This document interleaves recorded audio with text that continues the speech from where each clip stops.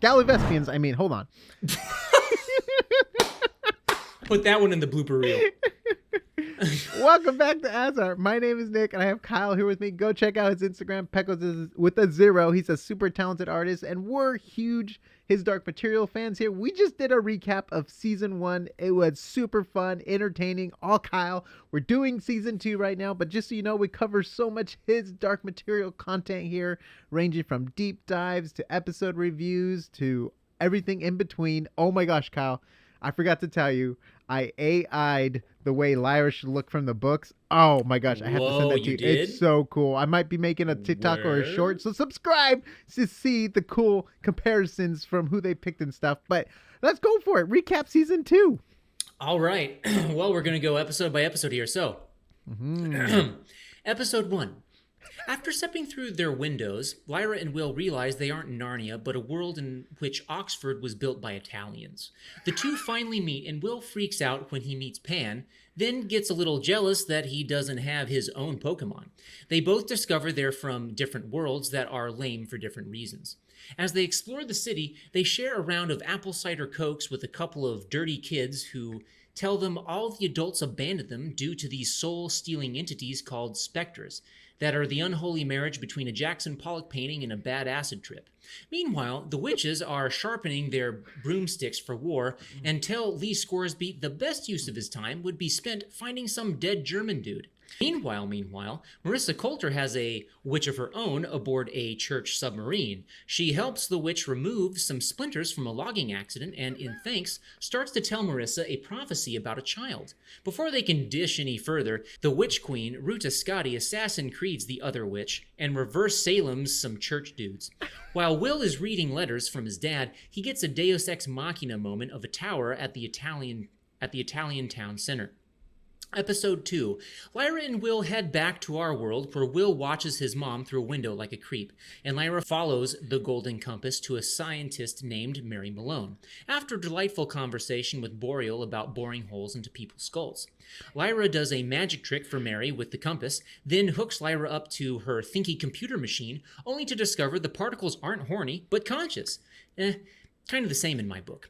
Will continues his misadventures by visiting his grandparents. They have a grand old time fondly remembering their son and Will's father and put a cap on the whole evening by calling the police on their grandson.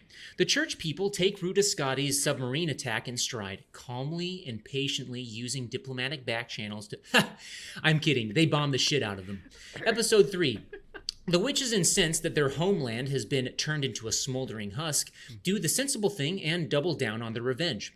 A druid butterfly affects Lee Scoresby's balloon to a dirty shanty town where he meets Dr. Haley, an astronomer, churchman, and horrible marksman.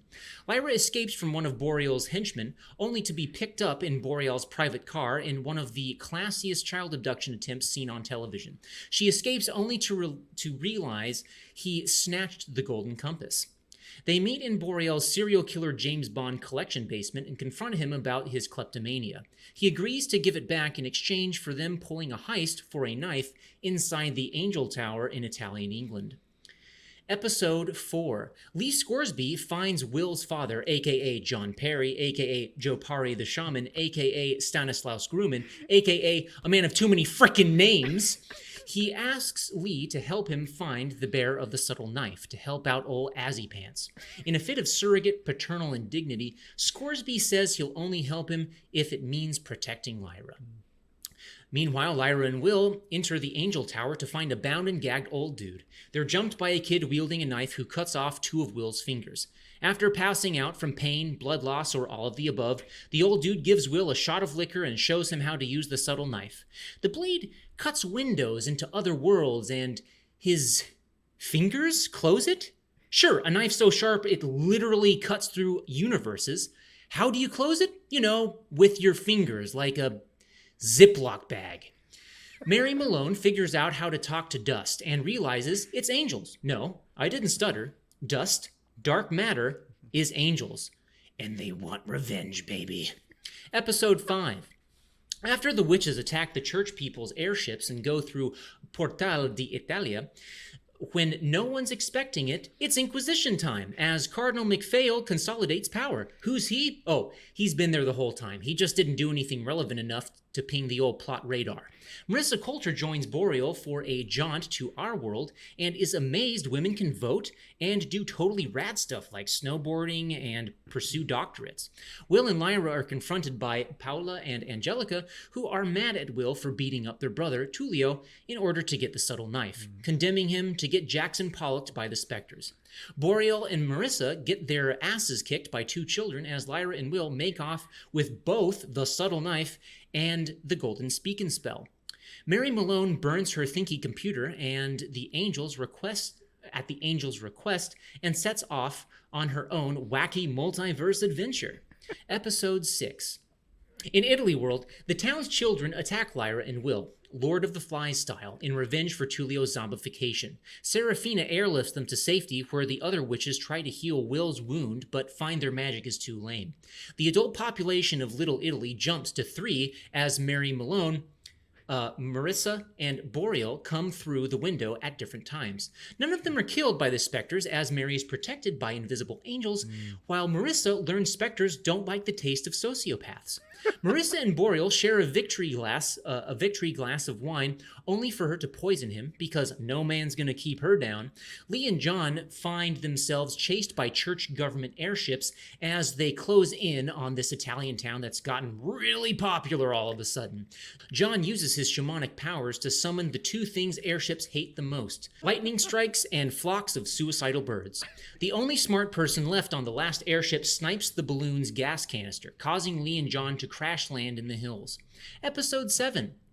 In Little Italy, Marissa uses her new sociopath powers to make the Spectres do her bidding, allowing her to finally successfully interrogate a witch who reveals Lyra's location and her centrality in the prophecy bringing about the second fall of man. So, nothing too serious.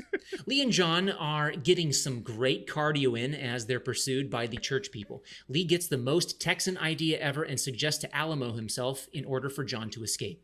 John reaches out to Will with his super sick druid powers, only upon finally meeting him that the knife bearer he's been looking for isn't some cool badass, but his diggity dang son. Both reunite as John tells Will he's got to go to Lord Azidog in preparation for the coming war. They get to share the briefest of father-son moments right before John wins his first Pokemon battle, but Texas two-steps into a soldier's bullet, thus ruining his dream of challenging the Elite Four. Meanwhile, Marissa abducts and drugs Lyra while she sleeps, whisking them away to the middle of the ocean where she can now fulfill her dream of pretending to be a good mother. Woo! Fantastic. I think he covered everything from season 2. And if you missed anything or you wanted more details, you can go back and rewatch season 2 on HBO Max. By the way, we really like the show. We really like the book. I mean, I can say we probably really dig the book. And we're doing tons of deep dives here. Kyle's here. He's really into the material. We go deep into a lot of different topics. We already have so many on our channels, from angels to the authority to Land of the Dead, Heartbeats. I'm like, oh my gosh, we're getting so mixed up because we have ones planned. We don't know which ones are out yet. So subscribe to get all the updates. Go to AsArt.space for audio video links and the cool shirts that Kyle helps designs. And by the way, remember, go to Instagram and follow Pecos with a Zero, which is Kyle's Instagram. Super talented artist, a lot of cool artwork on there and stuff. So go give him some support. Let him know. By the way, he has a teaser for the shirt we're working on for his Dark Materials on his Instagram. Go over there, comment, tell him how much you like it or don't like it. No, only positivity. Tell him how much you like it. And we'll see you on the next AsArt. Well, they can say they don't like it. Cool. They're entitled to their opinion. True. That's very, very true. We'll keep that in at the end. Boom, boom, boom.